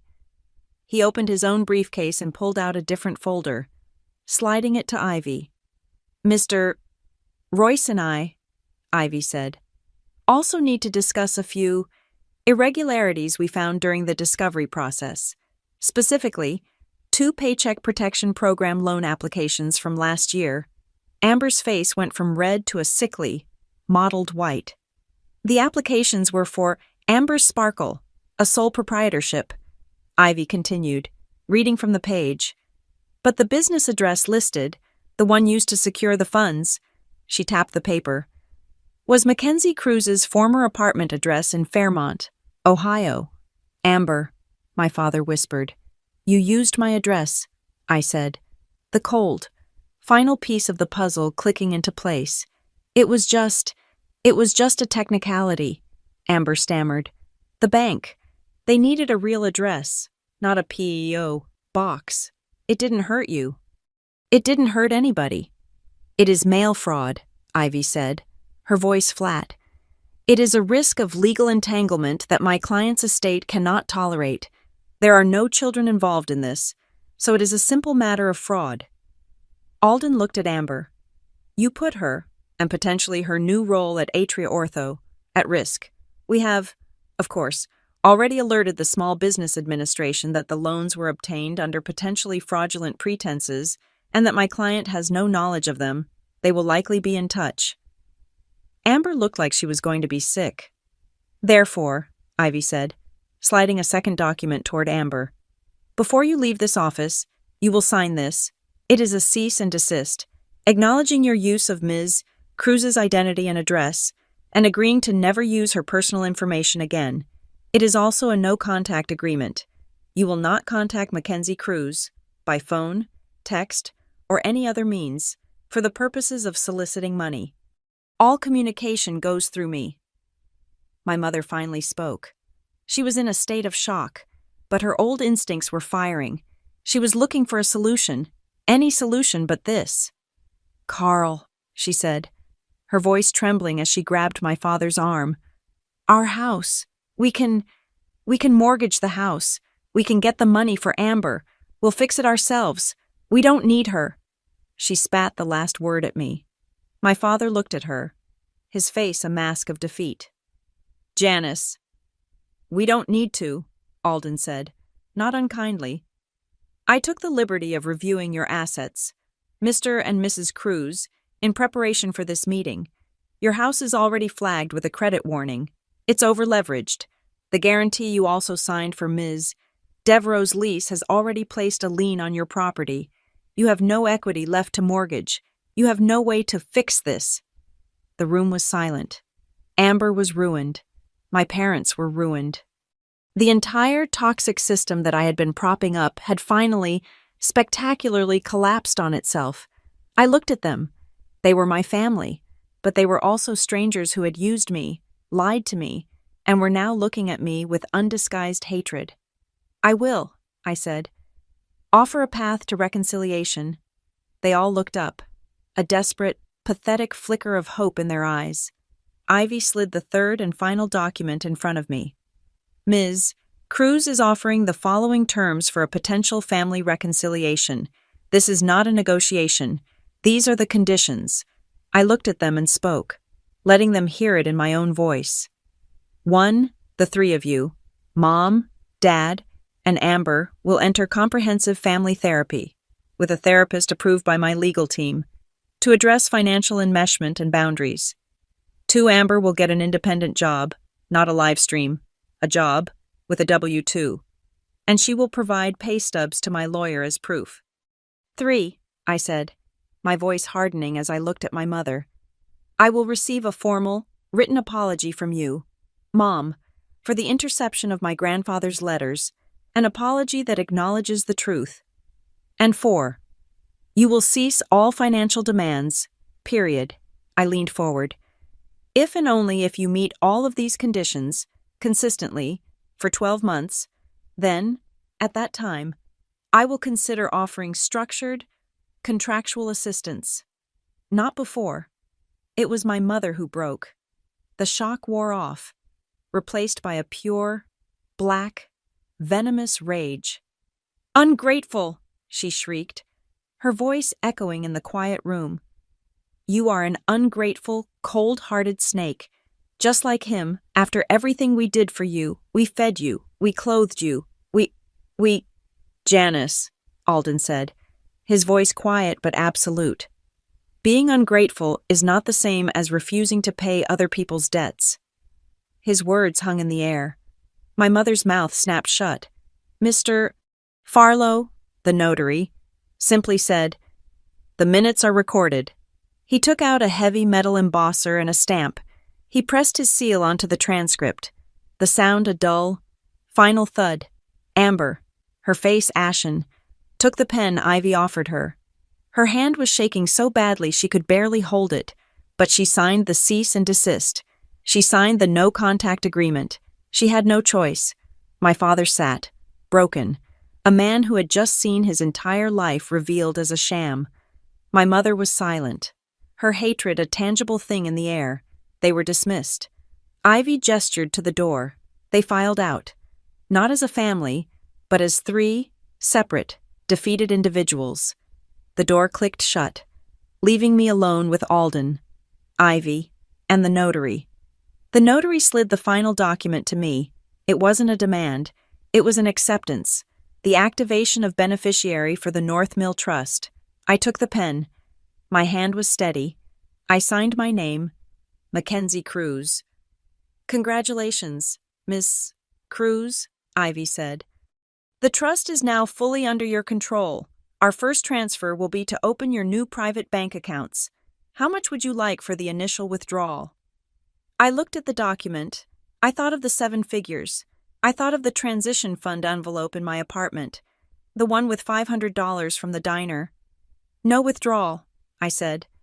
Alden and Ivy both looked at me. "I don't want the cash," I said. "Not yet. I want to use it." Silas said it was a tool. I looked at Alden. "You said you're on the board of Royce Industrial Holdings. I want to designate the trust's priority. I want the first allocation to be a community health fund, in partnership with Atria Ortho, to fund the kinetic knee project for uninsured patients." Alden Royce stared at me for a full 10 seconds. Then, for the first time, he smiled. It was a real smile, and it transformed his face. "He was right," he said, more to himself than to me. "You have his steel." I pushed the signed paper back to the notary. One signature, a lifetime, completely and irrevocably, changed. The explosion was immediate. I had assumed the fallout would be private, a quiet, toxic bloom within the family. I had underestimated Amber's desperation. That night, my phone buzzed with a notification from Nora. It was another screenshot. Amber, blocked from contacting me directly, had taken her war public.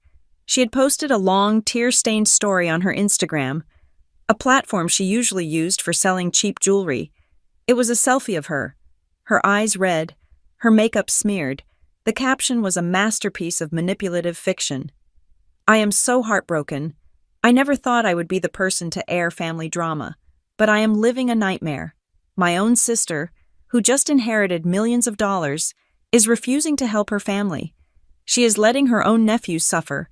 She would rather see us on the street than spare a single dime. Money has made her a monster. Please pray for us." The comments were a wasp's nest, instantly divided. "Amber, stay strong. That's horrible." What a snake. Blood is supposed to be thicker than water.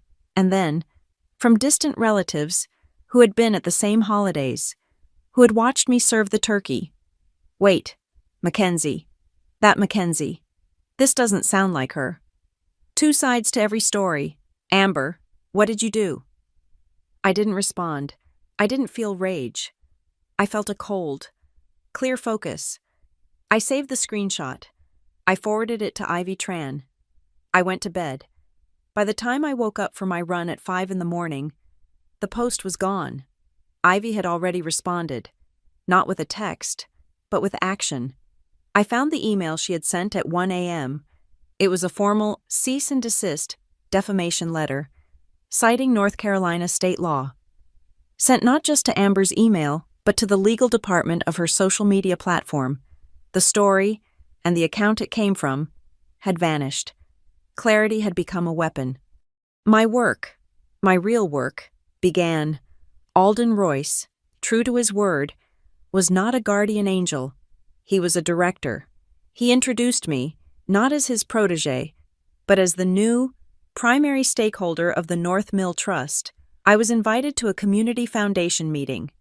This, Alden had said, gesturing to a room full of Raleigh's quiet, old-money philanthropists, is where you convert assets to influence. I spoke for 5 minutes. I didn't talk about money. I talked about Dr. Morton and the kinetic knee. I talked about the nurse at the Garner Clinic and the data gap. I proposed a partnership. The North Mill Trust would fully fund the rehabilitation wing at the Atria Ortho Community Clinic, providing our new recovery devices to uninsured patients. The board, who had been expecting a request, was stunned by an offer. It was approved in 20 minutes. I had turned my grandfather's legacy into social impact. The next call I made was to Fairmont, Ohio, Ruth, at the Maple Steel. "Mackenzie," she'd said, her voice wary. "You're a ghost. Heard you're a big shot now." "I'm the same. Ruth," I said, "but I have a question.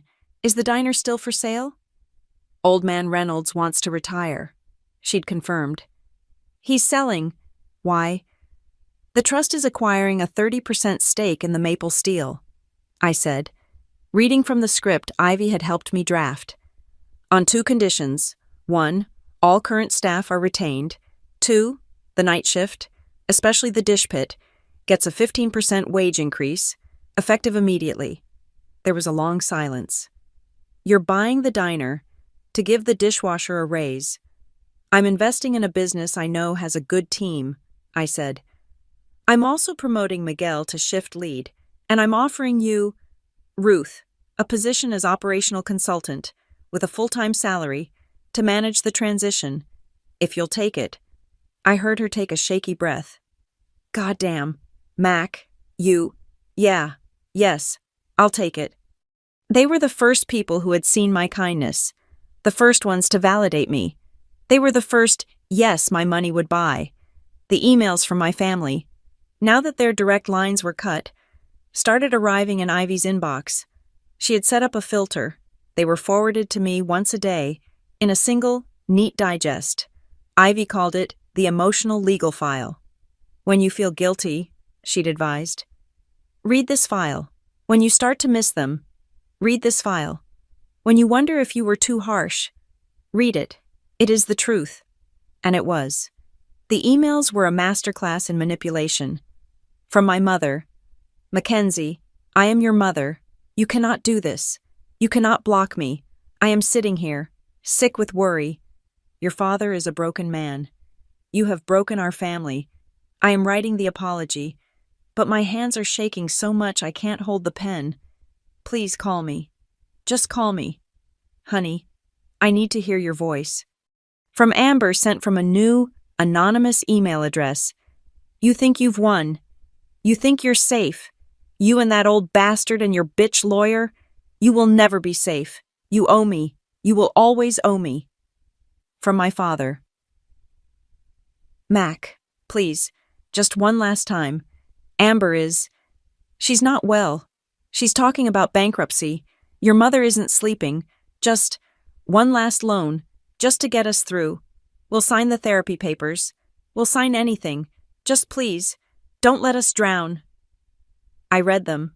I felt the old familiar pull, the guilt, thick as mud, trying to drag me back. Then I would read Amber's email again. "You owe me."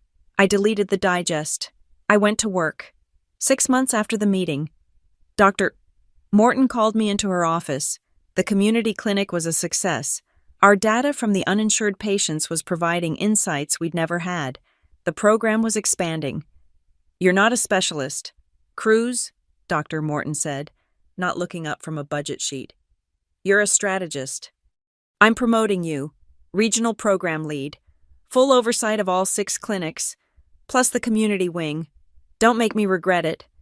I walked out of her office as the head of the entire program.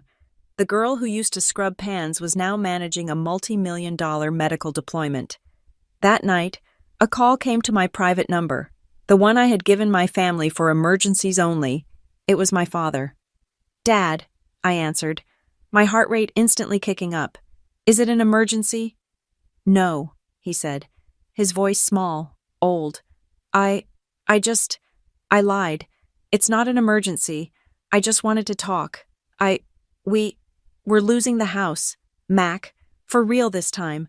The lien, it's, it's done. I stood on my small balcony, overlooking the pine trees. I heard the pain in his voice. I heard the defeat. And I also heard the request, the final, desperate attempt to pull me back into the swamp. Dad, I said, and my voice was gentle, but it was not yielding. This is not an emergency. This is a financial consequence. This is not a number for you to call for a loan. I know, he whispered. I'm sorry. I don't know what to do. I will respond in writing, I said, the words tasting like metal, but they were necessary. I'll send you an email. I have to go. I hung up, and I did send him an email. It contained a single link to a free, online financial literacy course and another link to a directory of debt counselors in Fairmont. My phone pinged, a text from Nora. Just heard from my mom. Aunt Janice is telling everyone you let your dad go homeless. I told her to shut up. I told her you were the only one who ever had a spine. You're doing the right thing. Mac, don't you dare stop. I closed my eyes. Don't you dare stop. That night, I couldn't sleep. I drove through the silent streets of Raleigh. I found myself in Fairmont, a ghost visiting a past life. I parked behind the maple steel. I still had my key. I let myself in the back door. The smell hit me steel. Hot oil, coffee, and maple syrup. It was the smell of my old life, but the kitchen was different. It was clean, spotless. Miguel was running a tight ship. The old cracked pans were gone, replaced by new ones, paid for by the trust. I stood in the dish pit, in the place where I had been invisible. I thought of the $500 tip. I thought of Alden, sitting at the counter. I remembered his words from our last meeting. You must hold the boundary, Mackenzie, he'd said. Not just for you, for them. Rescuing them is not an act of kindness. It is an act of enabling. The boundary is your most valuable asset. It is, in fact, you. I was the asset, not the money, me. My phone buzzed in my pocket, pulling me from the memory. It was an email, not from my family. It was from Ivy. It was a calendar invitation for the next day, 12 months to the day from our first meeting. Subject final review, Cruz family reconciliation. Location Farlow Pike, conference room, attendees Mackenzie Cruz, Ivy Tran, Alden Royce, and confirmed Janice Cruz, Carl Cruz, Amber Devereaux. They had done it. They had apparently, against all odds, completed the 12 months. They were coming, tomorrow, to collect. I stood in the dark diner, my phone glowing in my hand, and I knew this was the last fight. This was the one that would determine everything. The conference room at Farlow Pike was exactly as I remembered it, smelling of old wood, floor polish, and the gravity of binding decisions. This time, I was the one at the head of the table. Alden Royce sat to my right. Ivy Tran to my left. Mr. Farlow, the notary, was at his station, a new digital recorder already blinking a small, red light. On the table in front of me, Ivy had placed two, starkly different, leather-bound folders. The first was slender, marked North Mill Trust Community Allocation. The second was thicker, marked Cruz Family Agreement Final Terms. The door opened. They filed in. My family. But not my family. They were a delegation from a foreign, broken country. It had been 12 months. 12 months of court-mandated therapy. 12 months of Amber working. For the first time in her adult life, as a shift manager at a big box store, a job Ivy's team had verified. 12 months of my father attending debt counseling. 12 months of silence. They looked different. My father looked smaller. His clothes too big for him. My mother, Janice, had lines of bitterness etched around her mouth. A permanent scowl of grievance. But Amber was the most changed. The false, brittle brightness was gone. She looked exhausted, but as she walked in and saw the two folders, a flicker of the old calculation returned. She glanced at my mother. A small, triumphant smile played on my mother's lips. They thought this was their graduation. They thought they had served their time and were here to collect their reward. They thought I had finally softened. They sat. "Welcome," Ivy Tran said, her voice as neutral as steel. "We are here to review the terms of the one-year reconciliation agreement." "We did it," my mother said instantly, her voice high and strained. "We did everything. The therapy, the apologies. We did it all. So we're done. Mackenzie is going to, well, she's going to help." Amber was looking at the community allocation folder. I could see her mind working. Community. That meant money was moving. She thought it was moving to her. "Before we proceed," Ivy said, "I need to read the addendum to the agreement you are all here to sign today. This is the permanent condition, effective as of this moment," she read from a single sheet of paper. "Should any party, Janice Cruz, Carl Cruz, or Amber Devereaux at any point following this meeting, engage in public defamation, fraudulent use of identity, or any form of financial or emotional pressure directed at Ms.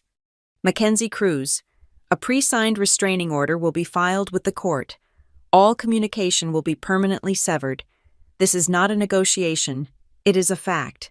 Do you understand?" Amber's brief flicker of hope died.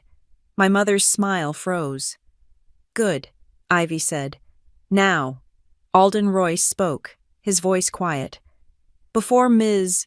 Cruz signs her allocation, there is the matter of the final accounting." He reached into his own briefcase and produced a third folder. This one was not leather-bound. It was a simple, beige file.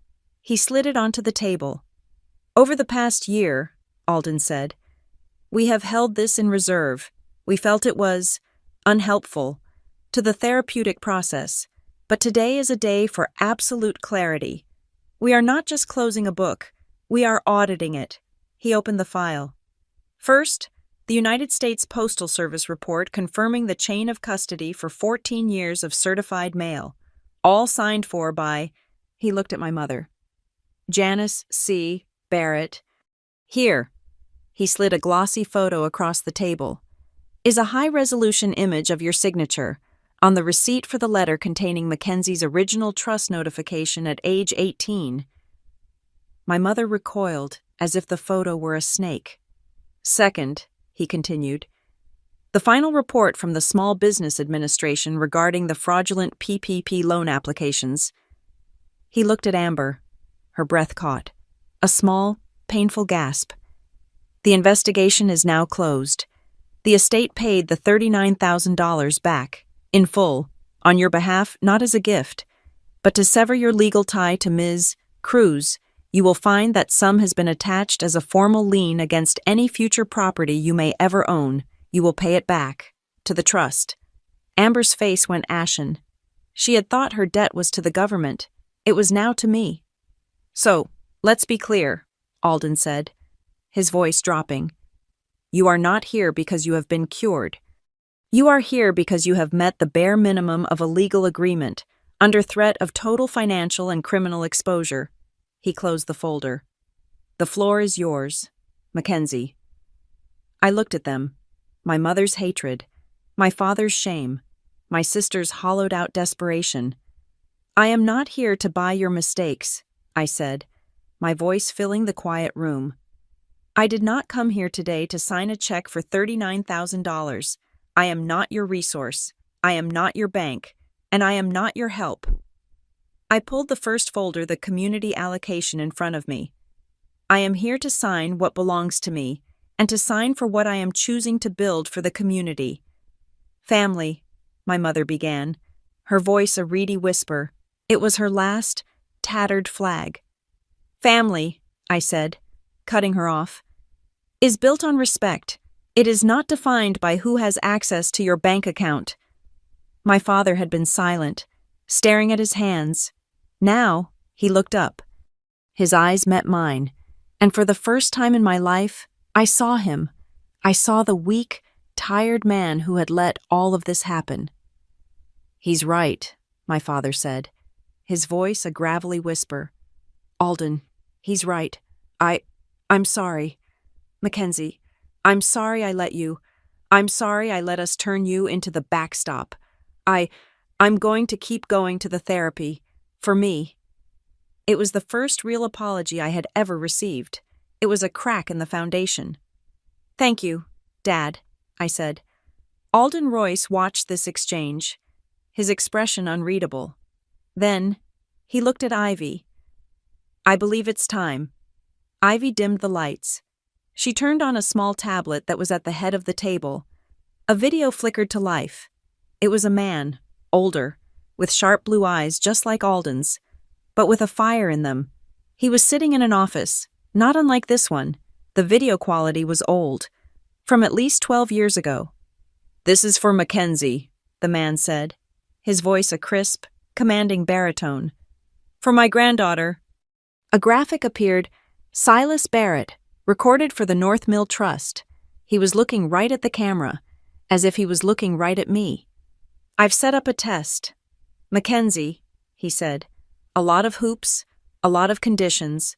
By the time you see this, you will be about 17. You will have just received this video, and you will have had to say no to your mother to get it." My breath hitched. The letters my mother had intercepted.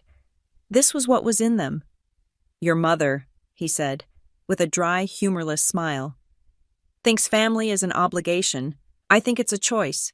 I'm leaving you a significant amount of capital, and I am doing it with one single instruction." He leaned into the camera. His eyes were so clear. "If you are watching this, it means you have found your steal. It means you said no at the right time, to the right people. This wealth, it is not a reward. It is a tool. Do not ever use it to save people from their own bad habits. Use it to choose your life. Use it to build, not to bail. Don't you dare let them squander you." The video ended. The lights came up. My face was wet. I hadn't even realized I was crying. I wasn't crying because I was sad. I was crying because, for the first time in my entire life, I had been seen, not as a function, not as a helper, as a person. My grandfather, a man I had never known, had seen me. I wiped my face, took a deep breath, and pulled the community allocation folder toward me. I opened it. "Ivy," I said, "the terms are correct. 60% of the Trust's liquid assets are to be moved to the Atria Ortho Community Fund, and 40% are to be placed in the North Mill Shield account, under my sole signature." "Correct," Ivy said. "The Shield account is inaccessible to any person but you. For any reason." I picked up the pen. "I'm not bailing anyone out, Dad," I said. "I'm building—" I signed the paper. I signed away more than half my inheritance to fund the rehabilitation clinics. I signed the other portion to a fortress account. I was protecting my future by giving my money a purpose. Then, I was done. My family had watched this, their faces a mixture of confusion and horror. They had just seen me, with a single signature, move millions of dollars away from them. "Mackenzie," my mother whispered. What's left?" "What's left?" I said. "Is this—" I pulled the second folder, the Cruz family agreement, to the center of the table. I placed the pen on top of it. "This is the final document," I said. "It outlines your agreement to no contact unless invited. It confirms your acceptance of the therapy. It confirms Amber's lien. It confirms that you will never, for the rest of your lives, ask me for money." I looked at Amber. I looked at my mother. "Sign it," I said, "or leave. If you walk out that door without signing, the restraining order is filed, the lien is called due in full, and I will have my father legally declared a dependent, and I will move him into a facility of my choice." My father looked at me, horrified. I looked at him. "It's your choice, Dad. Who are you with?" Amber looked at my mother. I could see the final, desperate struggle. All the years of family first, all the enabling, all the shared, toxic beliefs. They were weighing it against the final, absolute, closed door of the money. Amber reached for the pen. My mother tried to grab her hand. Amber, no, don't. Don't let her do this to us. She's already done it, Mom. Amber's voice was a ragged tear. It's gone. Don't you see? The money is gone. She grabbed the pen. She signed, my father, his hand shaking. Signed next, my mother, with a low, animal sound of defeat. Signed last. I stood up. I put on my coat. I thanked Mr. Farlow. I thanked Ivy. I turned to Alden. He was already standing, a small, proud smile on his face. I walked to the door. I paused, my hand on the handle. I looked back at the three of them, sitting at the long, dark table, three broken people, trapped in the consequences of their own choices.